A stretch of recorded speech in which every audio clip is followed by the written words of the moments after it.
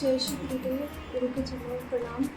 मेरा नाम निशा यादव है, इंदौर से आई हूँ। मेरा प्रश्न गुरु जी से ये है कि हम छोटी छोटी बातों पे या फिर कोई भी बात होती है तो बहुत जल्दी क्रोध आ जाता है, उसके लिए हम क्या कर सकते हैं? निशा जी, आपका जो प्रश्न है बहुत बढ़िया है। ये तो 10-20 लोग रोज़ मुझसे करते रहते हैं प्रश्न। तो इसका पूरे देश विश्व में ये रोग है एक तरह का, क्रोध का। तो सबसे पहले क्रोध जो है हमारे शरीर का दोष है। काम, क्रोध, लोभ, मोह, मत्सर, ये 6 विकार होते हैं। तो 6 विकार में से सबसे दुष्ट विकार क्रोध ही है। तो इन विकारों का नाश करने के लिए हमें आकार का जन्म करना है। आकार माने परमात्मा का, भगवान का। जब हम परमार्थ में जीवन जीते हैं, यानी कि हमारे जीवन में प्रातःकाल, सुबह, दोपहर, जब भी हमारे पास टाइम है तभी हम भगवान के साथ जुड़े हैं या हम उनका किसी पॉजिटिव नाम का जाप करते हैं, तो कोई भी जो शब्द होते हैं उनमें एनर्जी होती है, पॉजिटिव और नेगेटिव। जैसे आपके मुंह से कोई किसी के प्रति गाली निकले तो वो भी शब्द ही है, पर वो बहुत तकलीफ दे देगा किसी को और सामने 10 लोगों में क्रोध पैदा कर सकता है। और आप उसी चीज़ को एक शब्द बोल करके सॉरी, उसी से आप सबके क्रोध को शांत कर सकते हैं।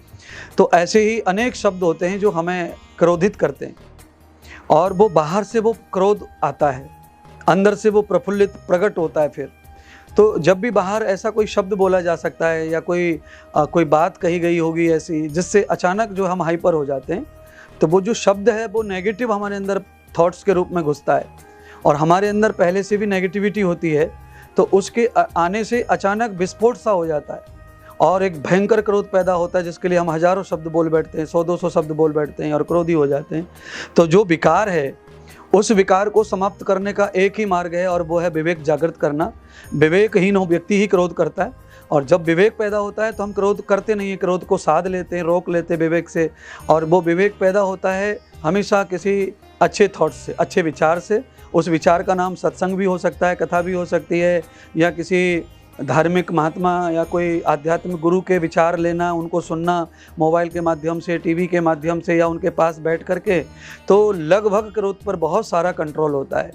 तो मुझे ऐसा लगता है कि 2 बार ध्यान में बैठना चाहिए और फल का सेवन ज़्यादा करना चाहिए और ज़्यादा से ज़्यादा अपने आप को मौन रखना चाहिए। तो मौन रहना, फल का सेवन करना और धार्मिक विचारों को, आध्यात्मिक विचारों को पॉजिटिव एनर्जी के रूप में ग्रहण करना, उससे क्रोध पर बहुत जल्दी काबू होता है और शीघ्र अतिशीघ्र हम क्रोध रहित हो जाते हैं और ये दोष हमारा जो है वो निकल जाता है। तो ये दोष मिटाने के लिए सारे लोगों को यही करना पड़ेगा। इसका ठीक उपाय है विवेकशील होना और विवेकशील होने के लिए सत्संग, ज्ञान, स्वाध्याय, ध्यान ये आवश्यक है। अगर ये हमारे जीवन में नहीं है तो क्रोध आएगा विचारों से। और यह हेमोग्लोबिन कम होने पर भी क्रोध आता है, यानी खून कम हो गया तो क्रोध आता है, या हमारे शरीर में कैल्शियम की कमी होगी तो भी क्रोध आता है, यूरिक एसिड बढ़ जाता है तो भी क्रोध आता है। तो कभी कभी बॉडी का इस तरह लिक्विड फॉर्म में चेकअप भी करा लेना चाहिए। अगर बॉडी अस्वस्थ है तो बहुत क्रोध आता है। तो हमारी बॉडी के ये लिक्विड हैं 2-4, उनको नॉर्मल रखने के लिए हेमोग्लोबिन है, कैल्शियम है, ये ज़रूर सही रहने चाहिए जिससे बॉडी अच्छी रहती है। तो लेडीज़ को कैल्शियम की कमी रहती है तो उनको चेक करा लेना चाहिए, कहीं यूरिन में कैल्शियम तो पास नहीं हो रहा, कि हम बाई डिस्चार्ज तो नहीं जा रहा, तो ये चेक करना। और ऐसी स्थिति में फल का सेवन ज़्यादा करना।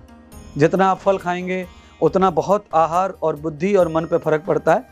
आहार का संबंध बुद्धि से भी है और आहार का संबंध मन और विचारों से भी है। तो आहार, भोजन, भजन ये दोनों हमारे जब उचित सात्विक होते हैं तो क्रोध की जगह फिर हमारे शरीर में कहीं बचती नहीं है। बहुत बहुत धन्यवाद।